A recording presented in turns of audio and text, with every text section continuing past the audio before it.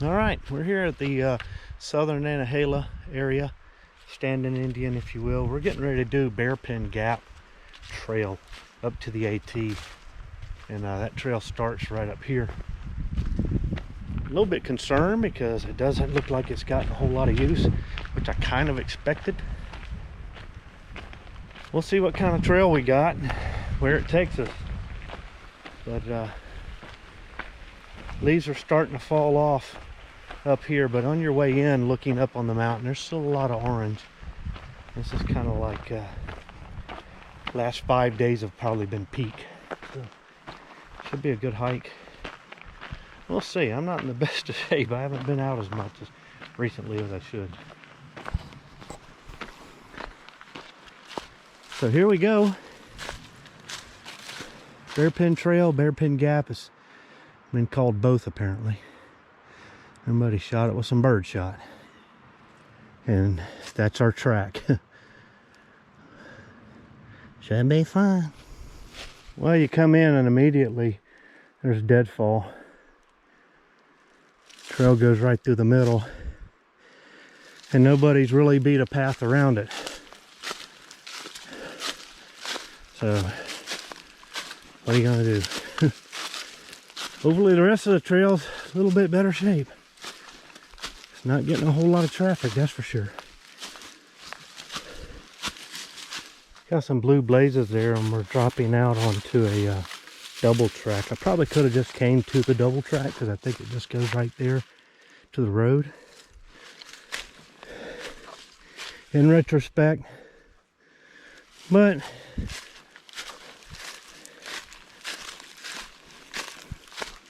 in the spirit of staying on trail, I guess we did the right thing. At least now we know we can kind of keep an eye out for blue blazes. What I don't know is where I go from here. Double track keeps going, and then there's a trail up this way. It's a double track. You can really hear the water roaring.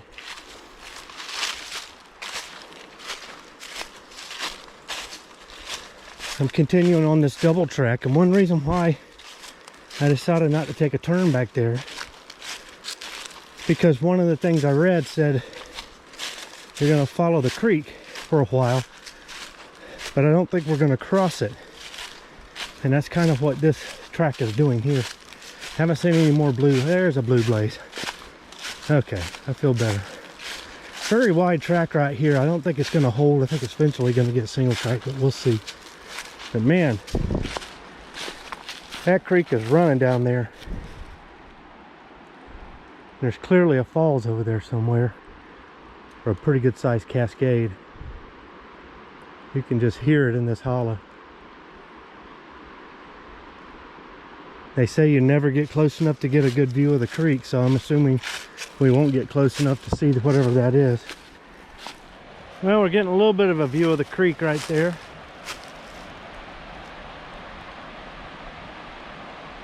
This is nice. Continuing to make our way up this old forest roadbed, which I hope is going to turn into single track now. Clearly that's a trail right there.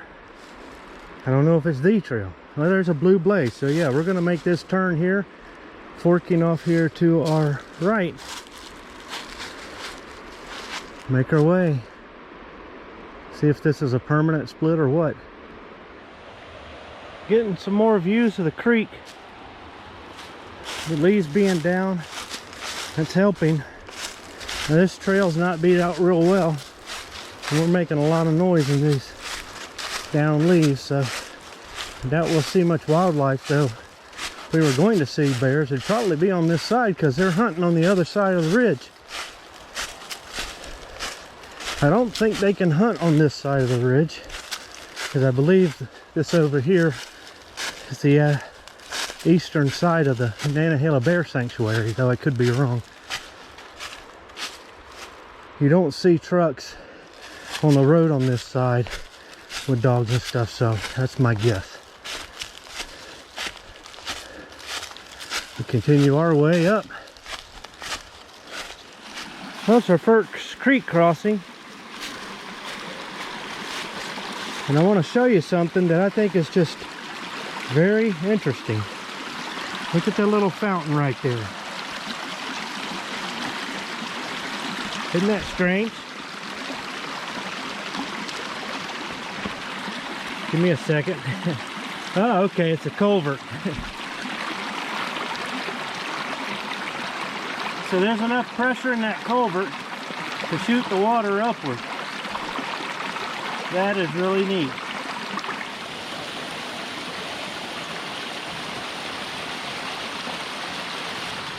Yeah, a little bit of, we came in from over there, a little bit of deadfall in that creek bed there.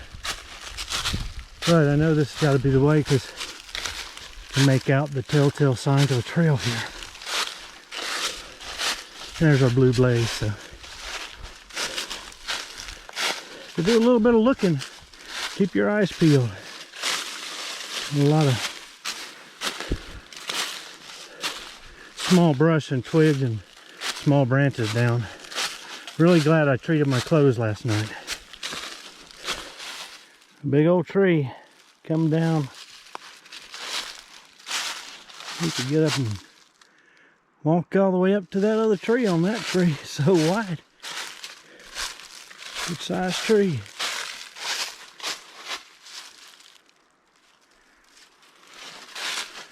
We're about halfway up to the forest road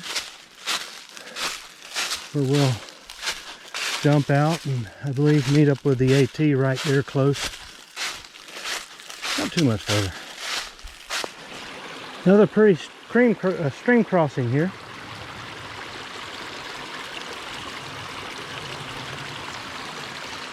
Make our way over. I believe we have to go right through there. Looks like this deadfall came down right on the trail. And we'll work our way around to the left if we can.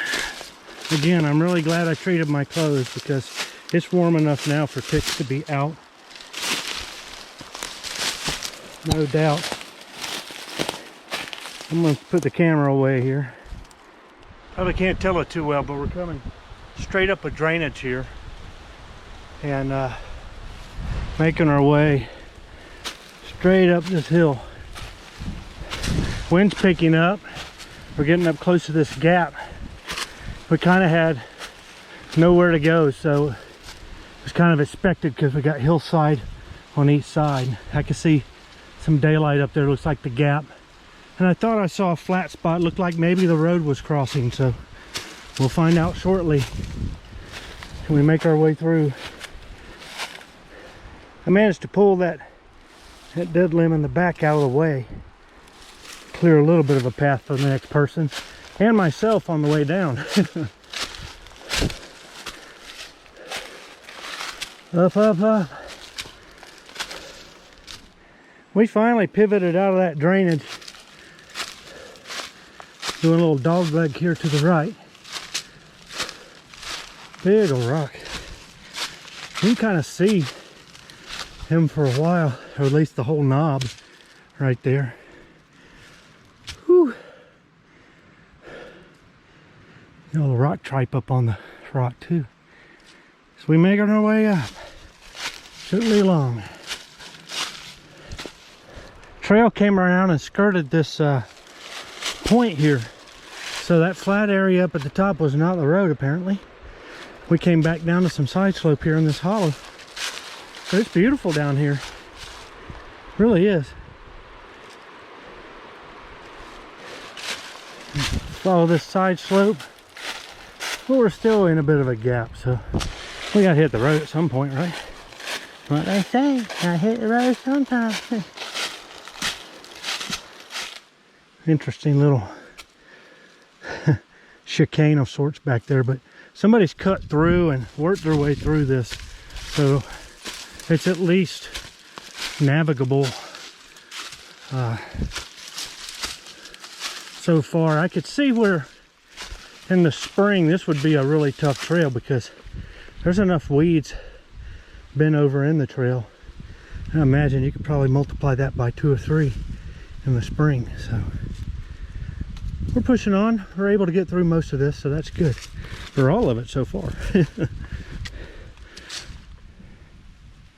One beautiful fall color tree. Everybody else's shed, and these leaves are hanging on. Well, just when you think you've probably gone too high to cross any more streams, you come to a stream. You might just get wet on this one. Yeah, it was a little sketchy. I took the lower one, but it was wanting to pivot and the top one was wanting to bounce. Yeah, a few too many tacos in my past to trust them both completely.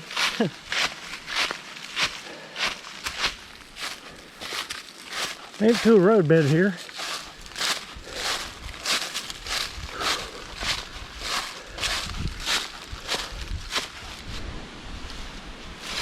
We just crossed that old roadbed. Come straight across following the blue blaze. And I think it's going to take us up to the road to the summit of Albert. Almost 1 o'clock, so not making too bad time. We got to get up and back down though before it gets dark. Shouldn't have too much trouble doing that.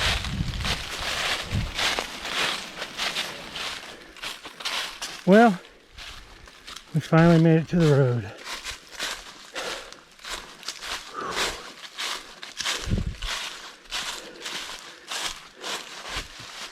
We'll be going back that way, of course. And we could take the road up to Albert. But you know, we're going to take the AT, which is looking right through there. And it gets really steep. We're going to give it a shot. Just through the trees there, you can see the tower at the top of Albert Mountain.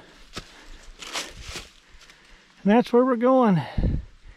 We got a whole lot of this first. I don't know if you notice, these rhododendron are curled lengthwise, which is a sign of the cold from what I've been told. So it's gotten pretty cold, even though not all of them have curled up.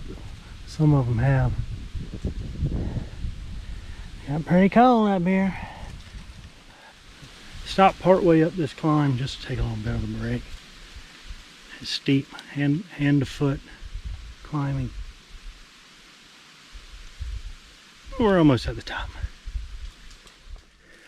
More slogging and scrambling. But we are real close. There's our destination, but what a view.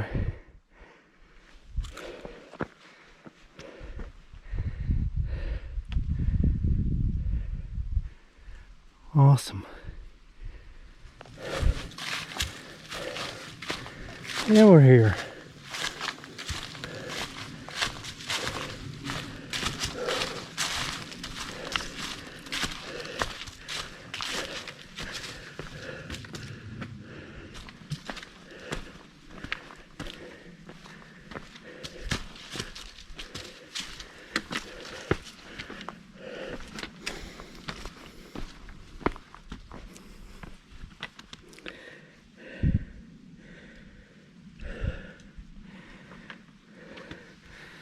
Rabin, a big wide hump out there.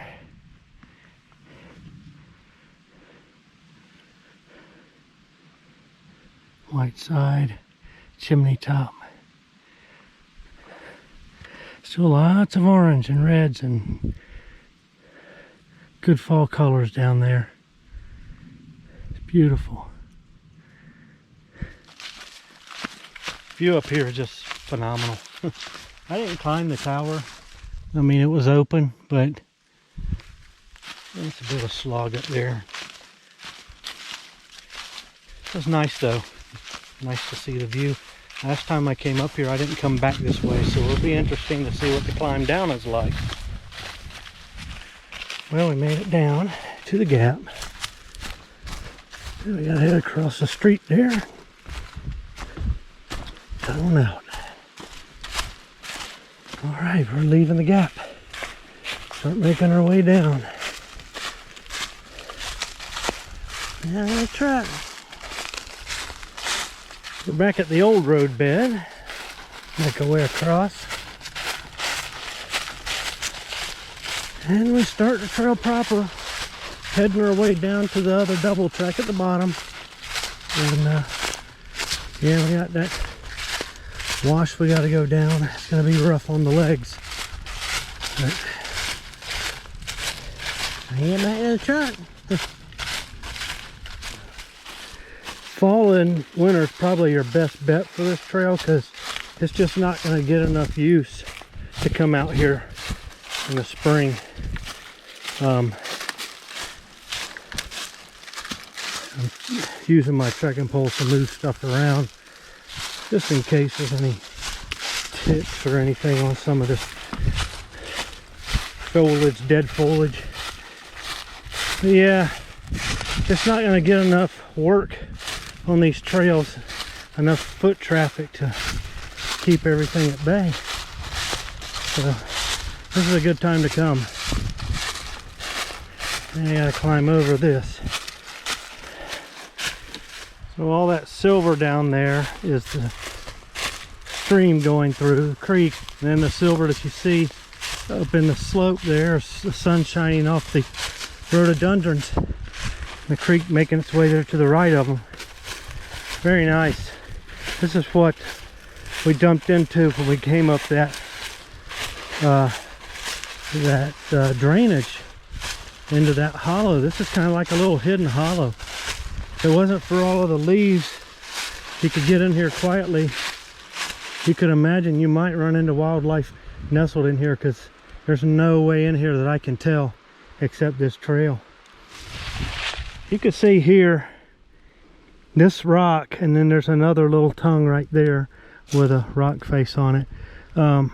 You can see that as you're coming up this drainage for a while, and that and the fact that it's kind of got this look of a saddle kind of gives you the impression that you're kind of reaching the top, but you're really not. You're just getting to the top of the drainage. So just keep in mind when you see those rocks there, you still got a little ways to go. Still making our way down. Oh, we got a little bit of a climb right here. It's all been descending up to this point.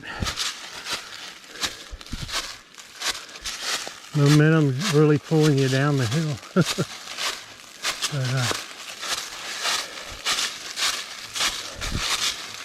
But, uphill here. We're back at our first stream crossing with our little fountain. I think that's what David Letterman would call prancing floods. You got some prancing floods. Pretty cool. We're back at that point where we can see the water pretty good. You can really hear it cascading through there. It's a shame they didn't take the trail down there. It really makes sense to take the trail where your features are, and clearly that's a feature. But you gotta do what you can with what you have. I understand that too. So we came up this way, and this is that first turnoff we were curious about, and elected not to go that way. It didn't make a lot of sense based on what I was seeing on the GPS, so good call. So right down there's the gate, and until they get this deadfall down here cleared out, that might be the better way to come in here. But I'm going to go ahead and go in this way because we're only 100 yards if to the road this way, because I want to try to GPS track this. So we're going to go on this way. But yeah, if you come up here, you can just as easily come through the gate and just bypass this little section right here. There we are, back at the road. And we're done. There's our sign.